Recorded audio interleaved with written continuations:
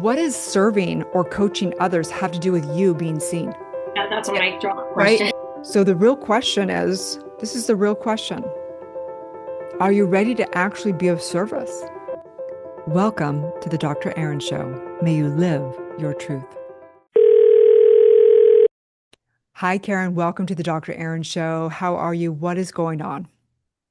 Hi, Dr. Erin. Thank you for having me on the show today. I'm kind of nervous and excited to be here. And what's going on, what's come up for me, and has been coming up for me for a while is I've been what you describe as a Delulu coach. And I'm really trying so hard to get past it. I feel like I've done so much work, so many courses, consuming so many things, certifications, and just I'm tired. It's exactly what you said. I'm tired of showing up in rooms and talking about what I want to be doing, but not actually doing it, not actually having clients yet. Okay, I'm cool. full. So what Karen's talking about for anyone listening right now, I had a podcast the other week on a Delulu coach versus a successful coach. And the difference is this, just for anyone listening right now, is the best analogy is like when you go to play tennis, okay? And when the people that are in the stand playing tennis are looking at it, they're evaluating it, they're going, "Oh, that was a good shot, that wasn't a good shot." They're evaluating it. They're putting meaning around it. They're doing everything other than actually playing the game. Okay, when you're on the court and you're a successful coach, you're actually hitting the ball, right? You might be putting stuff on social media, testing it out, actually serving a client, doing a pro bono. You're flailing around, but you get better and better and better. This is like they begin to get successful because they're on the court and they're actually doing things. And what Karen's talking about is the Delulu, the distinction is, and what we found is a lot is that people will talk about it or they think just doing the inner work is actually having the potential of a successful coaching career, which it is part of that prerequisite, but it doesn't actually have anything to do with the actual business metrics itself, if you will. Okay. So just want to put that in there real quick. Okay. So tell me exactly the situation. Where are you at? How long you've been doing this? Have you had clients? Where exactly are you? I finished my certification in December, um, and now I'm at the point where I know that I have to build out a business and create an offer. And that's where I feel stuck. It's like I know that I have a lot to offer. My intellectual mind knows the value, and my subconscious mind is keeping me very small, playing small, not Okay, cool. showing up and taking the daily actions. Okay, cool. So one of the things I want to do on the intention of this call-in show, right, is to one, take a look at what is the belief, right? What's the identity that's projecting out into the exact circumstance that's happening. Okay. And then the other thing is I want to give you some kind of raw, right? Like raw opinion, like, straight up, because I think the world is so fluffy these days, especially in the spiritual world. And even when we do the true coaching in school, we would never give our opinion. But for the sake of entertainment as well, and to have like kind of a wake up call for you, because what you're going through, so many people are going through. So I appreciate you getting vulnerable here and really taking a look at it. Okay. So right now, let's just take a look at the facts. There's the facts versus all the meaning and all the consideration and all the processing around it. Okay. So the facts are, let's just get this straight. You don't, just to get real and raw. Okay. You don't have a paying client. Is that correct? Correct. Okay, cool. No problem. Okay. And then what exactly? So say I'm selling swimming pools. Let's just use an example. In order to get a client, I'm going to need to actually do marketing and sales and go out and have conversations and sales times and then actually get a client or not get a client. And I can measure each one of those. I made 10 contacts today, right? So how many contacts are you making a day? Or are you thinking you're going to build out your whole thing and then like me, what I used to think is, and then one day I'm going to magically show up and then it's going to like, I'm going to turn on the button on the business and it's going to work. Where are you exactly in building out the business? I'm giggling because exactly what you said. Like, I think that I have to have it all a certain way before I can, email the people that I already know would be interested, and I'm afraid to put myself out there. So Yeah, Okay, I cool. So another analogy is just for people is it's kind of like dating. So you know me, I love to use the analogy of dating because all of life is a relationship. So imagine someone said, I want to get married and I'm going to get everything together. I'm going to actually plan the wedding. I'm going to buy the wedding dress. I'm going to do whatever. And then one day when I'm ready to be married, then I'll go try and like look for a partner. Like obviously it doesn't work like that, right? You date a little bit, you date and you find and you flail a little bit and you date and then you kind of begin to bond with somebody and then, eventually it might lead into a relationship and then into full commitment and then into full marriage, maybe with the intention to begin with of something bigger. But so you do get like girlfriend to girlfriend, it's like if your girlfriend was looking at you, she'd be like shaking you and be like, "What are you doing? Why are you planning out your wedding when you haven't even gone on a date?" absolutely, absolutely. So, what can I help you with?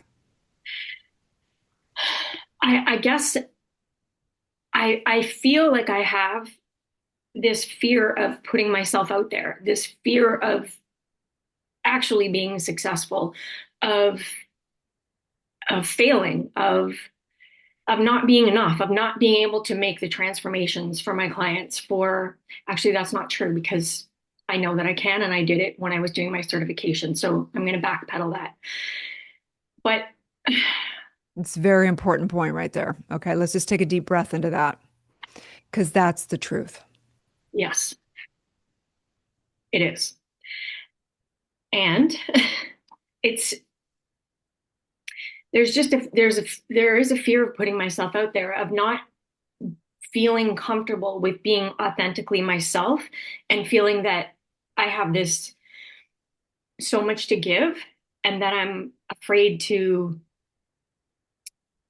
just afraid to show Okay, people. so let me just help with a shift right here, okay? Because Sure. obviously this isn't a session, right? We're not going to get into looking at what the trauma is that happened that has you feel low self-worth, which is really what has to happen really deeply, okay? The issue is that people keep processing, okay? So what they do is they go in, they do some deeper work, they have revelation of their limitations, they see and they experience their all-powerful, all-knowing self. And this is where people don't complete the cycle. We can't keep anything unless we give it away. Okay. So the truth is that all the inner work becomes people are like, why are they doing inner work for 10 years and they're still trying to figure it out? It's because inner work without actually giving it away becomes really why people cringe a lot with the, self-development work because people are self-developing their whole life and their life is still a mess and they're not having success because they're not actually implementing and serving. So if you think about it, it's really funny. If you think about it, I'm afraid to put myself out there. What does serving or coaching others have to do with you being seen? That's a Yeah. question, Karen, right? Like, I so, know that's a mic drop right? question. If I see a child on the side of the street and they don't have food and they're sitting there and they need help, I'm not going to think, what if they see me? I don't look good, right? Like, what? It's Yeah. about serving someone else. It's not about you being good enough to being seen. It's about you actually serving somebody else. And the issue is that we get so consumed in this self-development world. I need to get my mind right every day. I have to deal with every single emotion that ever comes through at all points in time. I have to feel perfect. My nervous system needs to be perfect. And this is why people are like, this stuff doesn't work. This person that they're doing all this work and there's still something's wrong. It's because that person's so consumed with themselves that they're not actually concerned about actually serving someone. That lands. So the real question is, this is the real question. Are you ready to actually be of service? Yes, I am. I hear you that landed. I felt like that was an authentic yes. Definitely. So if someone was to show you, look, you can begin serving in these different ways. There's all different ways to serve. You can serve, you can do pro bonos and start to actually get transformation. And oftentimes, it's actually the number one way people are getting clients right now in our school is they're doing pro bonos and helping people really getting committed and getting them a huge breakthrough and a shift. And then it's like, whoa, I really need to do deeper work. Or, hey, there's these other marketing things, but we need to measure them. And we need to actually put content out that actually delivers great value and serves somebody today. And you began to test out all these things and stop getting concerned as much with how you're feeling all the time. How does that sound? Um, Makes total sense. Okay, great, amazing.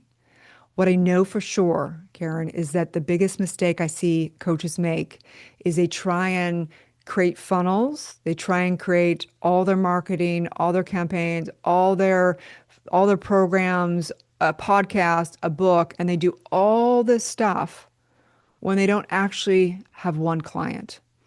And the real secret to having a successful coaching business is one client at a time. That's it. And it may be serving somebody and you don't even know there's not an exchange of money at first, but you serve them and you get radical transformation for them. And then there's something magical happens. It's called universal law. Universal law has to have it reflect back in some shape or form, not always in money. It comes back in growth. It comes back in whatever it is. Okay. And when we begin to acknowledge all the work we've done has not been for nothing. I've grown, I've learned lessons, I've learned what does work and what doesn't work. And when you're able to get into that gratitude state and see how it's all been working for you, there becomes a new possibility. So, just question real quick, out of all this suffering that you've been going through, what blessings have come out of it? Oh, I mean, all those things you just mentioned, so much growth, so much development.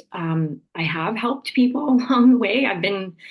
I mean, without having paid clients, I have three kids that I've been coaching my entire life.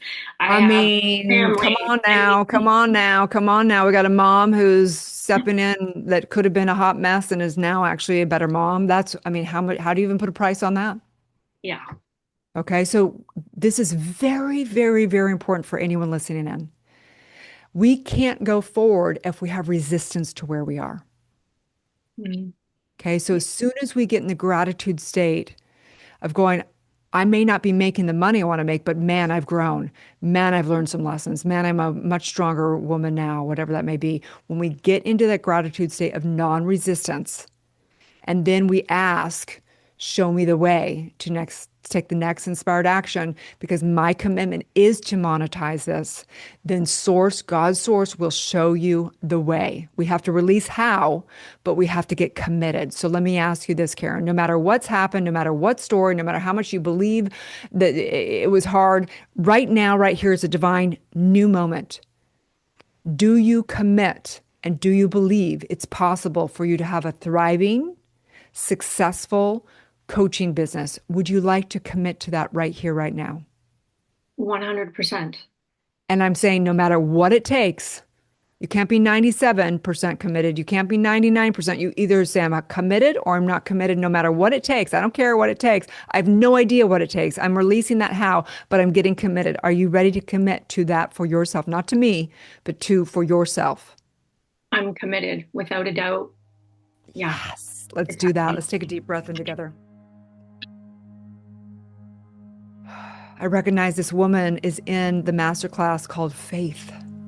Oh man, that's a good masterclass. Not seeing it in form yet, but knowing it. It's some cellular level of knowing I was born to do this, that God's source would not place this on Karen's heart without already having the fulfillment, the prophecy, the knowingness. I know this is her destiny, and this is, no matter how hard it is, this is her appointment to rise to this desire. This is her dream. This is her desire.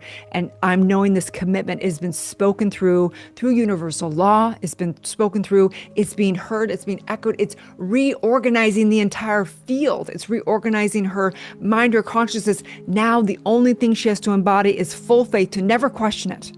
Never, ever question it. To say, man, this may be a hard day. I don't know what the hell I'm doing, but I'm committed and I'm going to figure it out. I'm going to ask for help. I'm going to ask for support. I'm going to research more. I'm going to do whatever it takes to master the mindset and the skill set. It is done. My business is fulfilled. It is successful. It is all prosperity, all abundance. It is done. I'm rising not only for myself, but for my children and for future generations. It is done, as together we say, and so it is. And so it is.